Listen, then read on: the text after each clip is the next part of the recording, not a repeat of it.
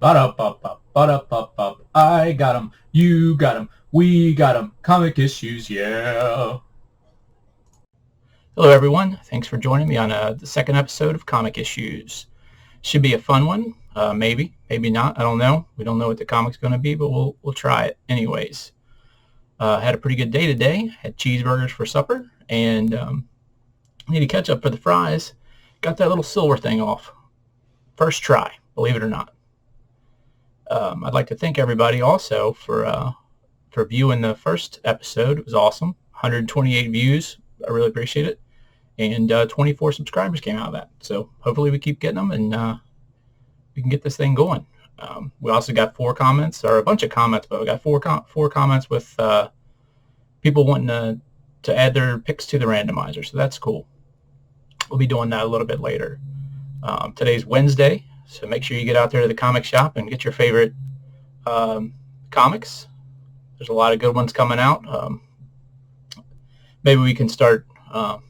I'll to start telling you which ones I buy if you'd like to see that. If not, that's okay.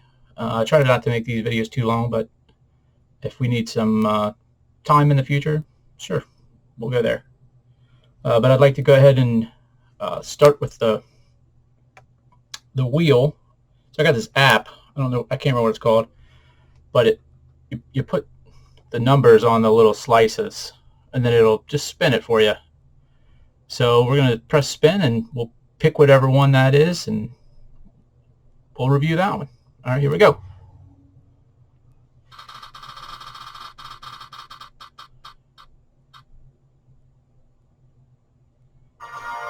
K123. Great. It's a long box. Oh, it's probably, oh, you see it right here behind my shoulder. It's not too high, so that's good. These boxes, the long boxes, weigh like 75 pounds. It's crazy. But let me go get that, and we will be right back for the unveil and be done with it. Get to the review. All right, cool. I'm back. Had my wife get it out there for me, put it in the trusty envelope. I did want to bring up one thing. People were asking me, how do you afford to buy 100, 150 comics a month? And if you're thinking that you buy them for $4, $6, $3, depending on the publisher, the size of the comic, it does seem like a lot. But so if you pre-order, you can get 35% off. You can go to your local comic shop. The percentage off that you get is different for each dealer. So if you pre-order from Diamond through your local comic shop, I get 35% off, and bags and boards included with the comics, because I buy so many comics. But so we take 35% off of that, and then all my 100 comics are not all new ones. I usually buy like 40, 45 new release ones. So there's that, and then the rest of them are all from antique shops or flea markets or half-price books. At the comic shop, they have dollar bins. So I don't buy comics just key issues. I buy things that I like. I like the cover art, or I like I said in the other video, I think I buy what appeals to me. I don't buy what I think is going to sell well, because I don't ever plan on selling my comics. I mean, maybe when I die, if somebody doesn't want this burden of who knows how many comics I have when I die, hopefully in a long time. If they don't want them, they can sell them, do whatever. But it just makes me happy. Another question was like, why do you buy so many? Seems like a waste of money. But for me, it's like a museum. It's like I have a whole museum here of artwork, and like, where can you buy such great artwork for so little amount of money?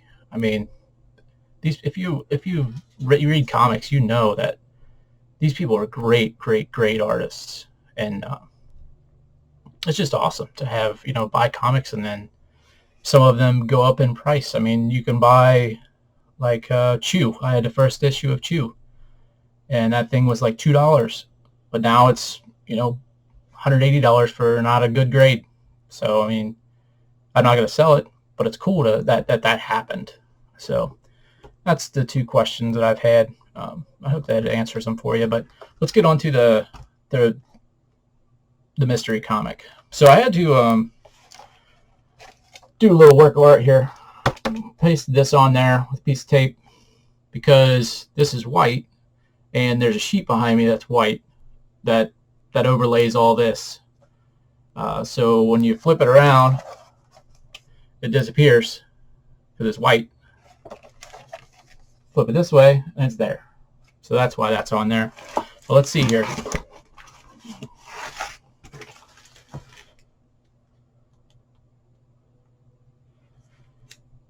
Okay, I think this is Calendar Man. So there we go. This is Batman, Dark Victory Fools. This may be April Fools, I don't know. Jeff Loeb, Tim Sale. You see there's a half-price book sticker, $1.99. Probably had a coupon as well. Or maybe they were doing some other, they usually do some 20% off kind of things. But yeah, this one looks pretty cool. Might be a little bit of a hidden Batman in the shading there in his face, which is really cool. I'm so white that I'm blending in with this thing, and it's well. Anyways, I'll post the picture up there like I did before, and we'll get to reading this thing. We'll come back and do a review. Sound good? All right, just finished the book. It was okay. What's cool about it is when you first start the book, there's this really cool action scene where there's a bunch of smoke, and the penciler and the penciler Tim Sale does a good job at, and so does the colorist, about making it blue and white and using only a certain different colors because there's smoke going on. So it really conveys the aspect that you can still see the people fighting, but it's still smoky, so you know what's going on. And it also gives you kind of background of what's been going on in the previous issues of the comic, which is kind of cool. A lot of comics, I know that DC and Marvel usually do that, but a lot of the independents that I read really don't do that. They get right into the next part, so it's like an ongoing thing. But a little bit about Jeff Loeb. He's a writer, and he mainly does DC Comics with the emphasis on Batman, Catwoman, and Superman.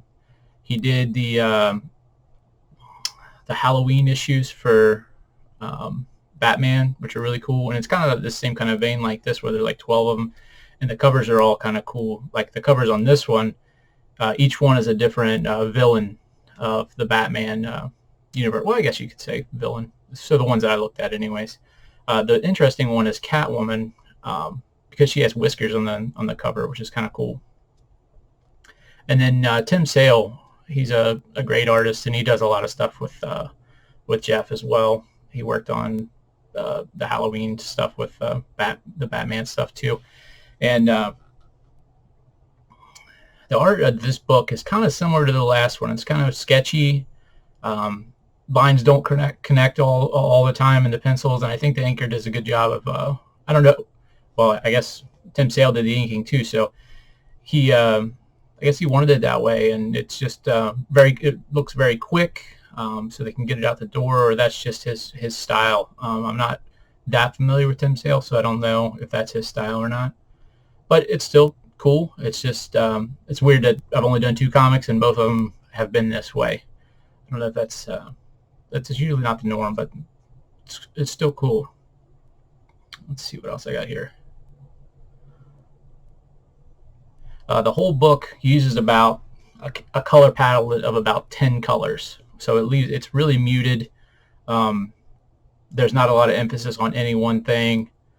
It's pretty cool how they come up with their color schemes and stuff. I know you get every color from 3 colors, but really, I mean, I'm just talking about it's just 10 colors, probably a little more than that, but it's really monotone.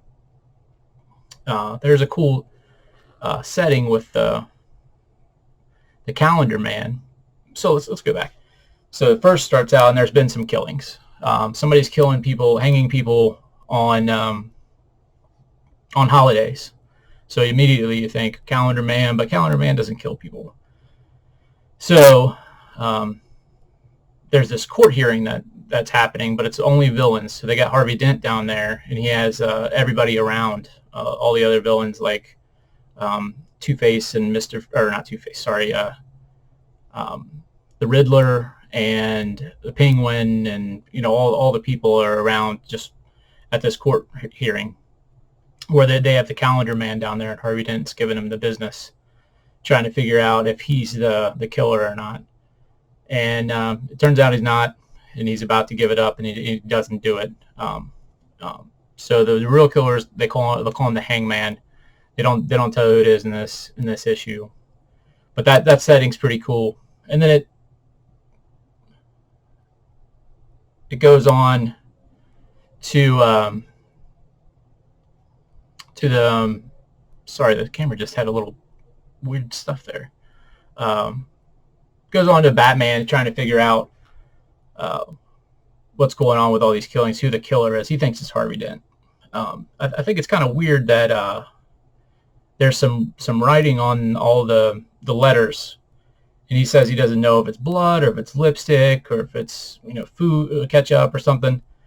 But I find that weird because Batman's like the greatest detective ever. How does he not know what's on that? It's not pictures of stuff. He's got the real documents. So I just find that's kind of strange. And he gets all mad, and I really don't like Batman that much anyways. He just seems like angsty, like a baby. I don't know. He's always mean to everybody, including his friends, and then Alfred. So yeah, I'm not a big fan of Batman. He gets mad and starts busting up his computer because he can't figure out who it is. And Alfred gives him a little bit of a talking to, and that's where my panel pick comes in, is good old Alfred helping him out.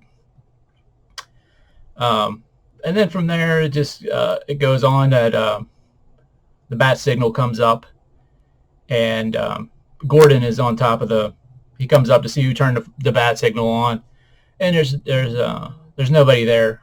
And then there's this cool panel where it shows this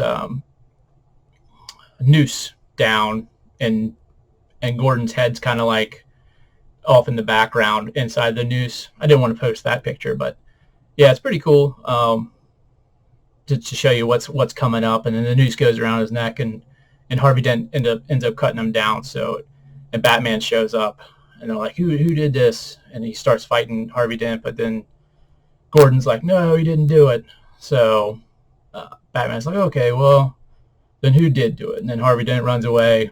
They find this folder, and the folder has some information about something. They don't tell you what it is. It's an old case or something. And then it goes to some mob people talking about being able to push something, some kind of drugs or something. And the last panel is the Graysons. It's like a circus panel for the Graysons. So really, I think this book was kind of drawn out and like just kind of fluff. There's really not much to it. Did a good job of making me want to read the rest of it, though, to see who this Hangman Killer is. It's kind of an interesting thing. But overall, it's just okay. Not as good as the other comic that I read. It's kind of hard to... There's been so many Batman stories. It's kind of hard to be new with the same character. And that's a big reason why I really love Independence. I like all comics, but Independence is where my heart lies. But I think that's about it. That's all I can say about this one. So we'll see you next time.